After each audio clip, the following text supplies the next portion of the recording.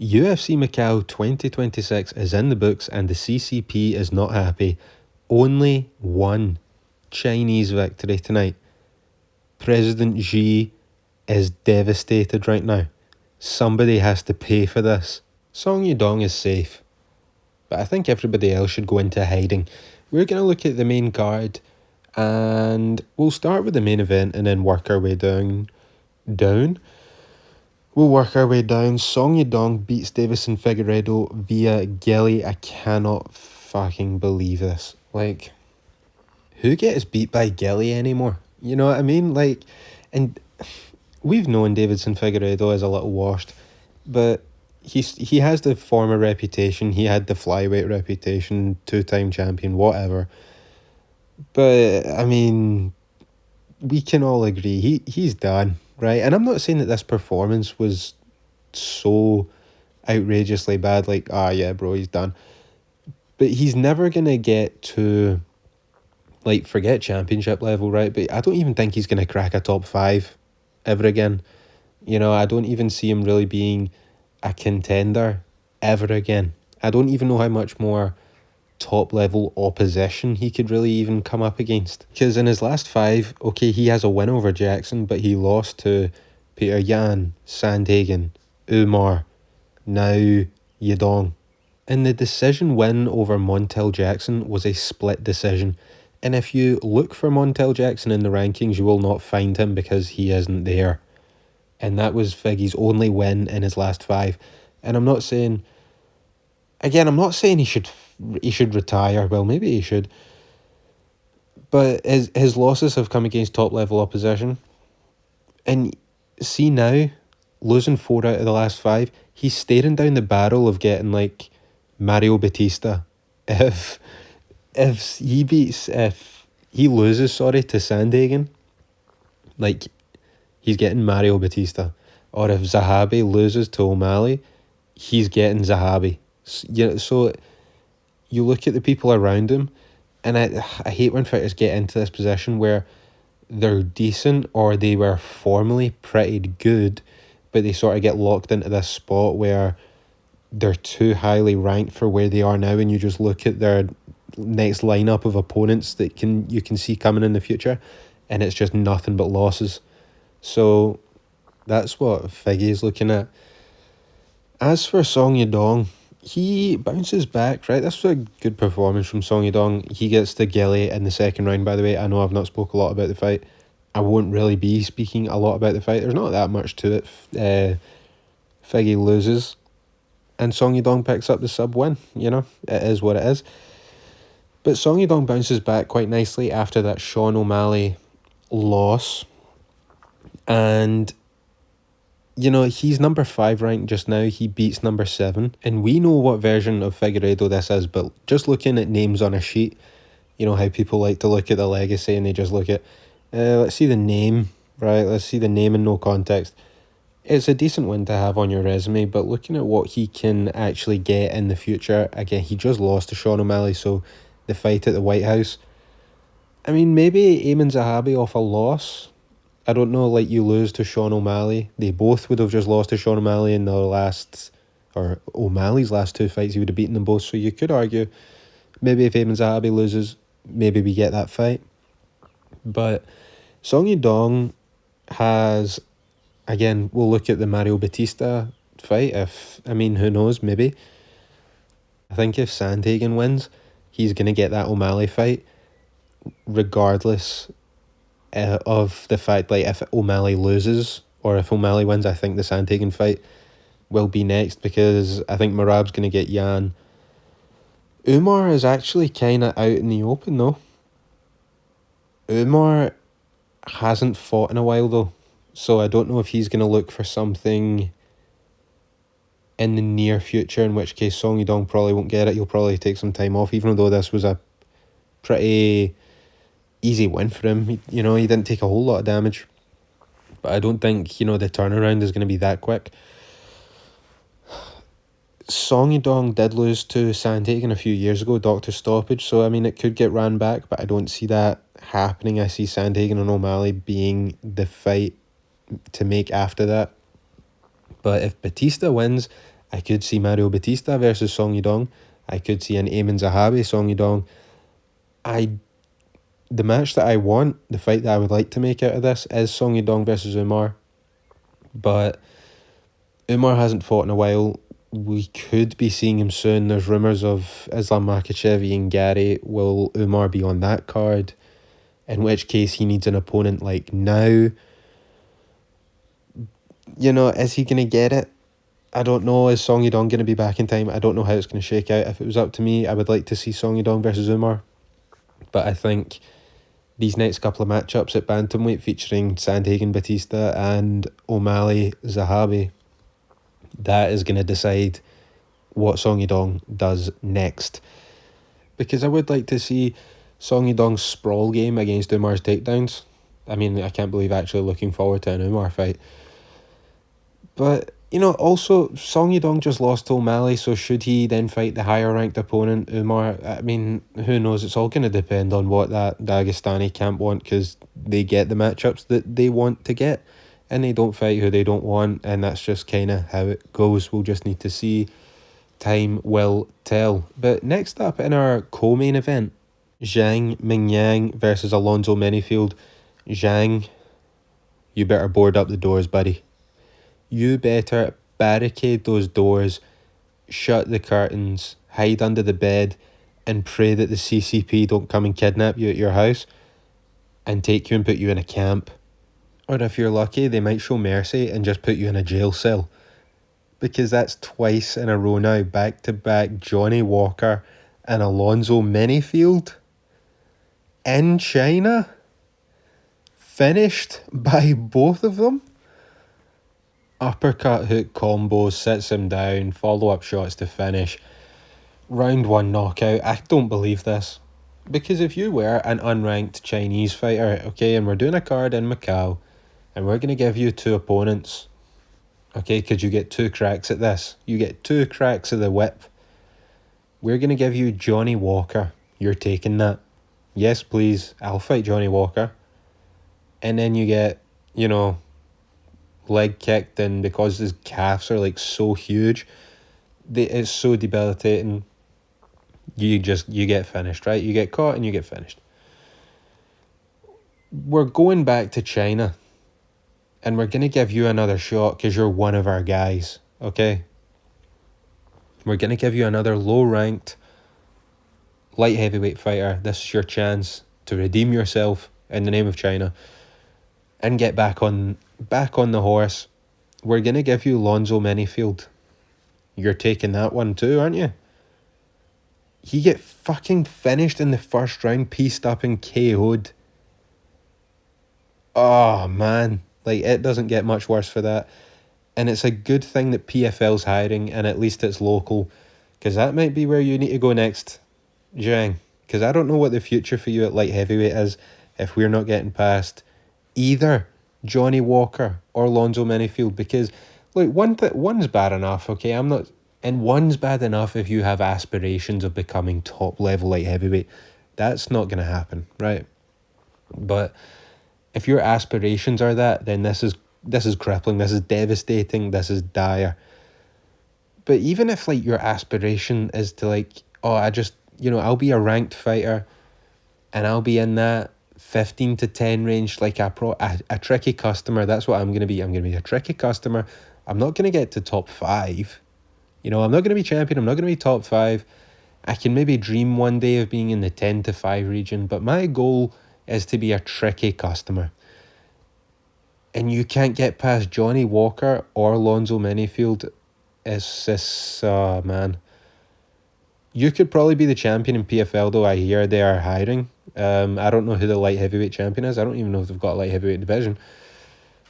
I don't watch PFL. But I hear of their plans for Asian expansion. So good luck with that, Zhang. Obviously, I'm joking. You can hang around the unranked light heavyweight circuit, that scene, that mess. But, I mean, yeah, I don't know where we go from here. You're in, unranked purgatory. And that's not where you want to be. You don't want to be... How old is Zhang? Let me have a quick look at this. But you don't want to be in the sort of purgatory of being a gatekeeper outside of the rankings. That's not what you want to be. You don't want to be Kevin Holland. Kevin Holland gets paid, and that's about the only thing he gets. But he gets paid because he's consistent. He consistently gets beaten. You're taking long breaks to fight in China to then get beat by Johnny Walker and Manyfield. Now, I'm seeing here that Zhang is only 27, which is pretty young. There's still time for development here. There is still, he can add layers to the game. Now, I don't know how many layers he's adding, but he needs, he needs to grow into a full onion pretty soon, because that people are going to remember these back-to-back losses. So if Zhang is wanting to further his career, I suggest he get in that gym, probably get out of China as well. I don't know where he stays, But, yeah, nice win for Manyfield. Where does he go from here? Who cares? He'll be fighting in that 10 to 15 range at light heavyweight. And that's a good spot for Manyfield, coming in at nearly 40. I mean, I don't know how good of a spot it is, because you're going to get sort of tough-ish competition towards the end of your career, opportunity for some brain damage towards the end. That's always a good thing. But yeah, good for Manyfield. Nice win. Nice KO as well, by the way. If you haven't seen it, I would go and search it out, because it's pretty good. And speaking of which, Sergey Pavlovich is back. 40-second KO win. I loved every single second of this. I loved it because it was against Talison Teixeira. Now, Talison Teixeira done absolutely nothing to deserve a chance to fight Pavlovich. Pavlovich is, I think, third in the rankings. And Talison Teixeira is coming off an all-time embarrassing victory over Taito Ivasa. So after that performance, and I was sceptical about this fight to begin with, because I think I said in one of my last videos, and I can't pick which one, sorry, go and watch all of them, that this could have been punishment for that. And I thought about that, and I was like, man, was that performance that bad that he's actually getting punished by having to fight Pavlovich? But then Pavlovich hasn't really been looking the same since Aspinall beat him and brutally knocked him out. So he's passing on that brutal knockout to Talison Teixeira. And I don't know if this means that Pavlovich is back. I know what this means for Talison. Talison Teixeira was number 15, right? Just came off a win over Taito Ivasa, where he looked just as gassed as Tuivasa did. Over 15 minutes, Tuivasa was coming off an 18-month layoff where he'd done nothing but somehow get fatter, and he was just drunk the whole time, I suppose. He still struggled against Taito Ivasa. For Pavlovich, though, right, who cares what's next for Teixeira? Probably some unranked heavyweight that they're going to give him to try and get him a KO and build some hype. That's what they're going to try and do, because they like him for some reason. Because he's a Contender Series guy. If we give Contender Series guys opportunities, people will be more excited and more likely to watch Contender Series. Fuck Talison Teixeira. Let's look at Pavlovich. So,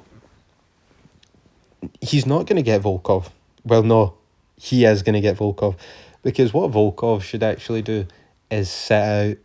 He should sit out. He should watch who's going to win that interim title fight between Pereira and Gan. Probably Pereira.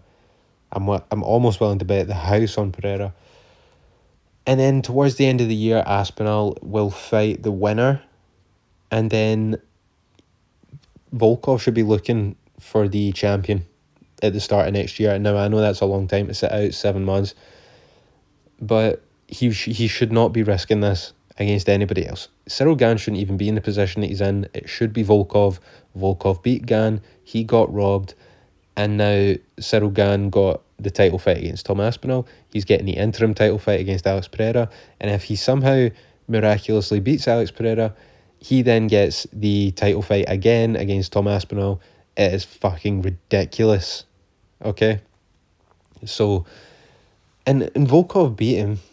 Volkov then beat, what was his name, Jailton Almeida, and he then just beat Waldo Cortez Acosta. So he is the number one contender. He should be getting the shot at the belt when this whole debacle sorts itself out. As for Pavlovich, he's already beaten Waldo Cortez Acosta, who's the next closest ranked guy to him. Josh Hawkett has to come up against Derek Lewis at the White House. I'm thinking Josh Hawkett will win that in all likelihood. And then when Josh Hawkett does win that, Pavlovich has just fought here. Hawkett, who came off a war against Curtis Blades, but he's managing the quick turnaround to fight Derek Lewis. I think that fight against Derek Lewis is going to be a lot easier than the one against Blades. So I'm thinking in a few months' time, Pavlovich and Hawkett, but knowing UFC, they are going to make Pavlovich versus Volkov because they just hate Volkov. But provided that Josh Hawkett beats Derek Lewis and makes a full recovery, provided that he's recovered from the Curtis Blades fight, and then Derek Lewis on top of that, hopefully then in a few months' time, if he's ready to go again, we can get Hawkett versus Pavlovich. But I could see them skipping over Volkov again and shooting Hawkett up to fight for the fucking title, and I'm not even joking. I'm not even kidding. I would not put it past this company to do it.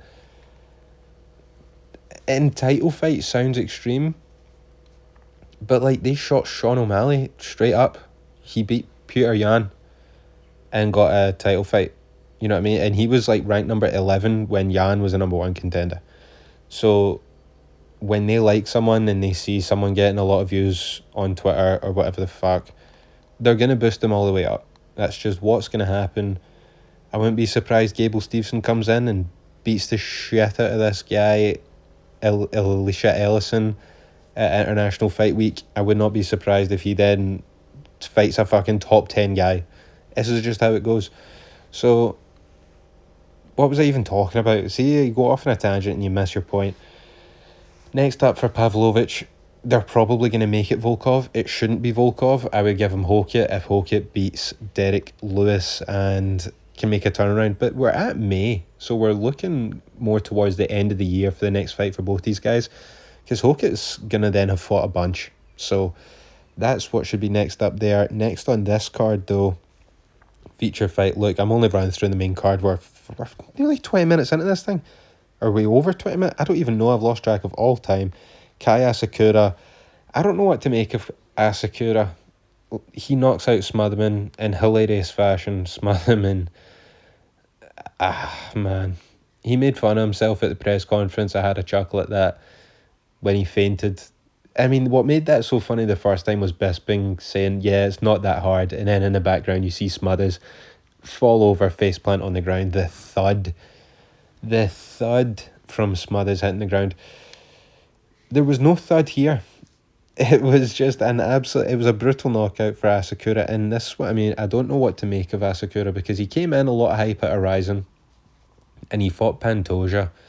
And he gets subbed by Pantoja in the first round, and you're looking at it going, right, okay, we overshot the mark a wee bit with Asakura. He wasn't ready for Pantoja, but then again, not a lot of people are ready for Pantoja, and he gets subbed in the first round. But again, it's almost a write-off because, okay, it's Pantoja. He grappled this guy who's a predominant striker, and we found out he's only a striker because in that second fight at flyweight, Tim Elliott subbed him.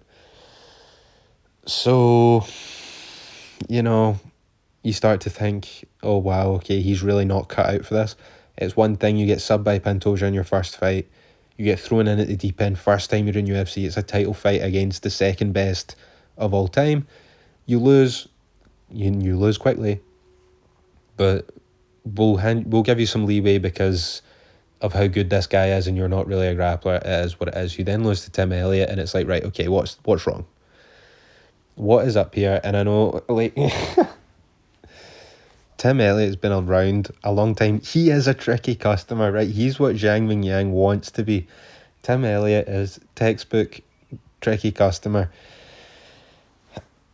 But it might have been clear that the flyweight issue could have been the problem. The fact that he's cutting down to 125 may have just been too much from now, and the move up to bantamweight is going to help him out. And I hope that it does help him out. Because I hope that we can go back to Japan one day You know, the Saitama Arena. I want to see that full again. The Tokyo Dome. I just watched the Pride Grand Prix finals. I want to see a full Tokyo Dome, and I want to see UFC there. And I want that loaded up with as many Japanese guys as we can, and a strong Asakura, along with, you know, a Horiguchi, a fucking Tatsura Teira, hopefully with a Rei Saruya, who looked phenomenal in his prelim fight. He beat Louis Garul. Man, I just really hope that the Japanese guys can do well, because I want another UFC card there. But look, as far as this goes for Kai Asakura, I don't even know who to give him next, because that's the thing where the difference in between all his competition so far, right? He has 2 losses at flyweight and 1 win at bantamweight, but his loss went up to Pantoja, then we went down to Tim Elliott, and now we've switched divisions, and now we've beat unranked Smotherman. So you don't know where his level is for his next opponent. And do you give him a grappler? You know what I mean? This is the thing, is UFC going to try and build him? Are they just going to feed him to the wolves and go, right, okay, you're now fighting a ranked opponent. We'll give you, you know, like you beat unranked Smotherman. Let's give you fucking Farid Basharat. You know what I mean? Or here's Raul Rosas Jr. Like, I have no idea what the level is or what we're going to do with Kai Asakura. I want to see him win. I'm hoping that he's working on his grappling every day, because he is an entertaining fighter. He has good stand-up, of course he does. I couldn't tell you what's next for him, though. I have no idea what opponent they're going to set him up with. We're just going to need to wait and see. Hand him Davison Figueiredo, see what happens. Fuck it, let's just do that. Because his opponents make absolutely no sense. We started off with Pantoja, then we went down to Tim Elliott, and now we're at Smotherman. And we've switched weight classes in between there. So let me know who Asakura should fight next. And finally, look, we're over 20 minutes now. Jake Matthews beat Harris by decision. 3 rounds. And it goes as you would expect. Jake Matthews is desperate to prove something with the grappling, even though, like, the finish is there. But it's all good. It's all good. Oh yeah, and by the way, Alex Perez got kicked in the dick so hard, he had the sick bucket in the octagon. Suma Dwergy, sorry. Not Sudu. Suma Dwergy kicked him in the balls so hard he had to get the sick bucket out, which is hilarious, but the fight had to get stopped. So that was that. That was UFC Macau 2026. Nice main card, decent prelims as well, a lot of finishes. I think we had 9 finishes. So that is good going. Good for the Chinese people that were there too. And I suppose not just the Chinese, the foreign nationals that were there, good for you as well. But yeah, look, that's it. UFC 2026 in Macau, or UFC in Macau in 2026. That's it, brought to a close. Thank you very much for watching. Thank you for liking this video and subscribing. Comment below, who should Song Yadong get next? Who should Pavlovich get next? And who should Kai Asakura get next? Because I don't know what they're going to do. But yeah, thank you for watching. See you all next time.